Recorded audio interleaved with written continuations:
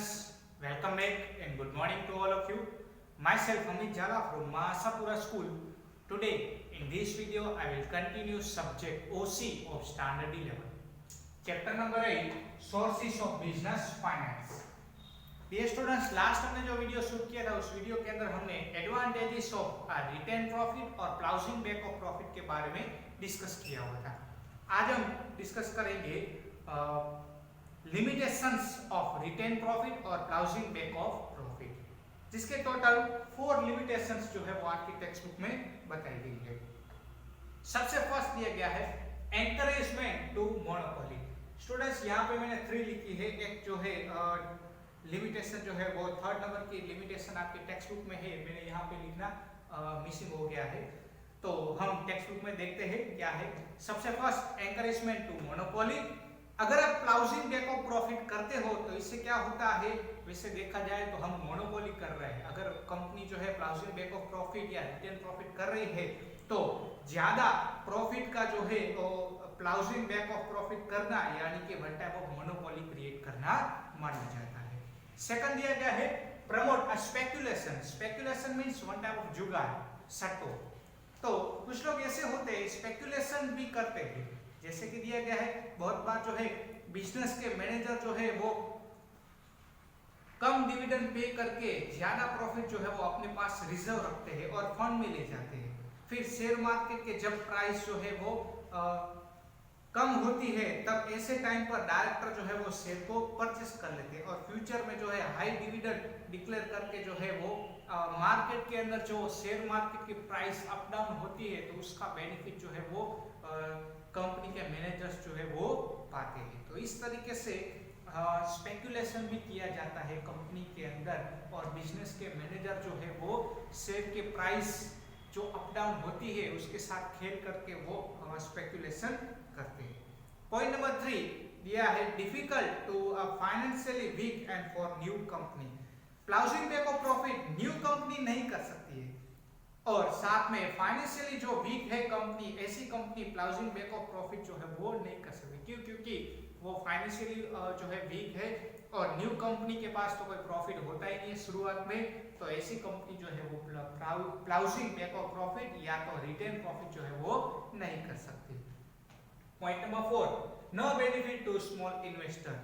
Small investor invest in a business unit for expectation of the higher dividend. Small investor जो है वो higher dividend के expectation के साथ business unit में जो है वो invest करते हैं. If director prefer plowing back of profit more necessary, then small investor do not get sufficient dividend. यानी कि डायरेक्टर जो है जरूरत से ज्यादा प्रॉफिट जो है वो रिजर्व रखते हैं या तो रिटर्न रखते हैं, तो ऐसी सिचुएशन में क्या होता है स्मॉल स्केल इन्वेस्टर को जो सफिशिएंट डिविडेंड मिलना चाहिए वो मिलता नहीं है. तो ये है लिमिटेशंस ऑफ रिटेन प्रॉफिट और प्लाउजिंग बैक ऑफ प्रॉफिट. अब नेक्स्ट हम देखते हैं बोरोड फंड. बोरोड फंड में दिया है सबसे फर्स्ट डिवेंचर. डिवेंचर यानी कि क्या, कंपनी को जो है एडिशनल कैपिटल की जरूरत अराइज होती है और एडिशनल कैपिटल की रिक्वायरमेंट को फुलफिल करने के लिए जो इश्यू किया जाता है उसे कहते हैं debenture. When company required more capital then company issue debenture to raise up borrowed capital. Borrow capital के साथ जो है वो कंपनी ज्यादा एडिशनल जो है कैपिटल कलेक्ट कर सकती है. Debenture is a liability of company. Debenture जो है वो लायबिलिटी है कंपनी की. डिवेंचर परचेस करना डिवेंचर होल्डर जो है वो कंपनी के कहे जाते हैं. डिवेंचर होल्डर कंपनी के जो है वो क्रेडिटर्स होते हैं. डिवेंचर होल्डर को जो है पहले से ही बता दिया जाता है कि आपका रेट ऑफ इंटरेस्ट क्या होगा. डिवेंचर होल्डर को जो है वो रेट ऑफ इंटरेस्ट पे किया जाता है, उसको जो है डिविडेंड पे किया जाता नहीं है. आगे देखते हैं When debenture are issued, trustees are appointed for a protection of interest of debenture holder. जब डिवेंचर इश्यू किए जाते हैं तब डिवेंचर होल्डर को प्रोटेक्ट करने के लिए जो है ट्रस्टी को अपॉइंट किया जाता है. Who protect the interest of debenture holder as per the trust deed. As per trust deed के अकॉर्डिंग जो है वो डिवेंचर होल्डर को प्रोटेक्ट करते हैं. अब कैरेक्टरिस्टिक्स देखते हैं. फर्स्ट दिया है क्रेडिटर ऑफ कंपनी. डिवेंचर वो कंपनी का वन टाइप ऑफ डेब्ट है. Debenture holder are creditors of the company.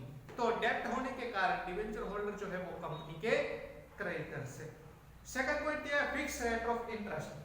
Debenture holder को पहले से ही प्री डिसाइडेड रेट पर जो है वो इंटरेस्ट दिया जाता है। डिबेंचर होल्डर को कभी भी जो है डिविडेंड नहीं दिया जाता। पॉइंट नंबर 3 चार्ज, या तो ब्रैकेट में दिया burden on assets. Debenture holder के रुपीस की सिक्योरिटी के लिए कंपनी जो है असेट्स के ऊपर जो है वो बर्डन क्रिएट करती है, या तो फिर जो है वो चार्ज क्रिएट करती है, जिससे कुछ ना कुछ जो है वो गिरवी रख के गारंटी देना पड़ता है कि आपकी जो है एसेट्स जो है वो सिक्योर पड़ी हुई है। कंपनी इस एसेट्स का यूज कर सकती है।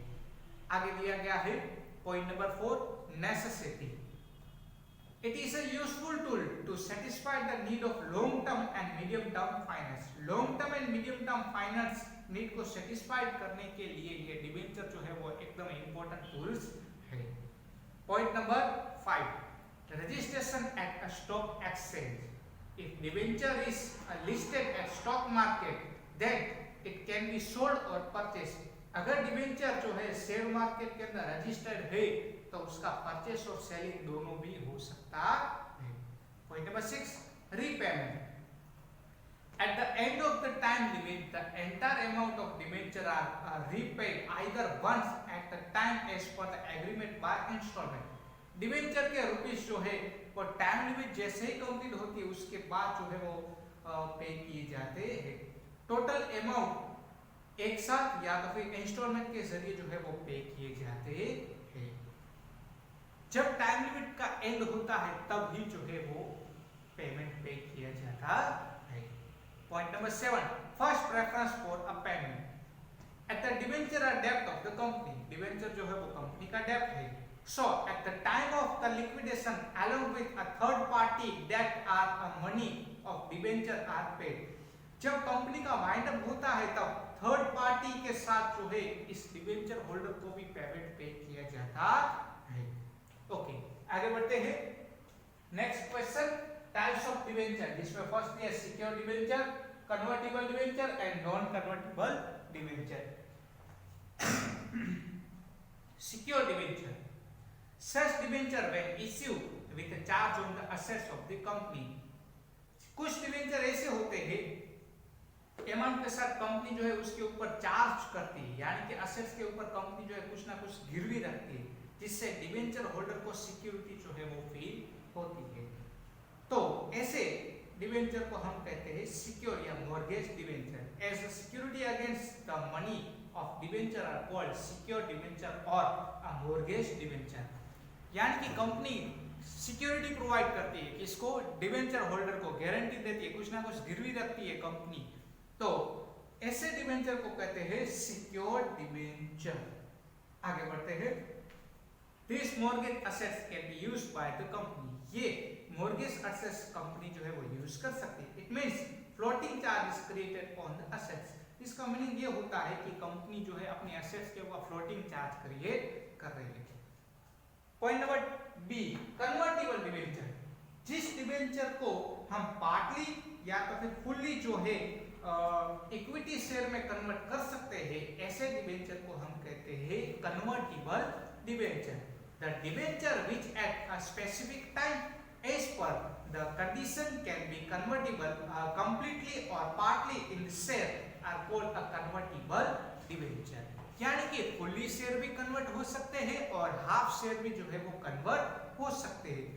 If a company has made a provision in memorandum of association, then against such debenture after a specific time and specific price, share are given in a pre-decided ratio.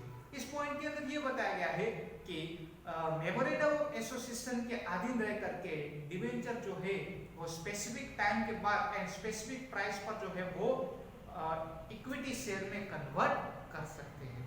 उसके बाद next दिया गया है non convertible debenture, जिसमें दिया है debenture का जो है इक्विटी शेयर के अंदर कन्वर्ट नहीं हो सकता है। जिस डिबेंचर का इक्विटी शेयर के अंदर कन्वर्ट नहीं हो सकता, ऐसे डिबेंचर को कहते हैं नॉन कन्वर्टिबल डिबेंचर, जिसमें हाफ या तो फिर फुल्ली कुछ भी जो है वो कन्वर्ट नहीं होता। सो फ्रेंड्स, आज हमने टोटल 3 क्वेश्चन कंप्लीट किए। मिलते हैं नेक्स्ट वीडियो में नेक्स्ट न्यू क्वेश्चन के साथ। तब तक take care of yourself. Thank you so much and जय माता दी।